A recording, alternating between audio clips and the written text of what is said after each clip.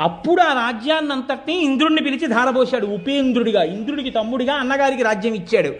ఏమయ్యా, అంతటి విష్ణువే, ఇన్నింటిని కొలవగలిగిన వాడే, అంతటి లక్ష్మీనాథుడే ఆ బలిచక్రవర్తిని గురువుల యొక్క అనుగ్రహానికి దూరం చేస్తే తప్ప కార్యము సాధించడం తేలిక కాదని, ప్రహ్లాదుడికి మాట ఇచ్చాను ఆ వంశంలో పుట్టిన వాళ్ళని నిగ్రహించకూడదు కాబట్టి చెయ్యి చాపడం వినా మార్గం లేదని, అంతటి వాడు ఇంతటి వాడై వామనమూర్తి అదితి కడుపులో పడుకుని ఓ చిన్న పిల్లవాడిగా పైకొచ్చి ఉపనయనం చేయించుకుని చెయ్యి చాపి దానం అడిగాడే, అంతకన్నా గొప్పవాడివా? అంతకన్నా కష్టం వచ్చిందా నీకు?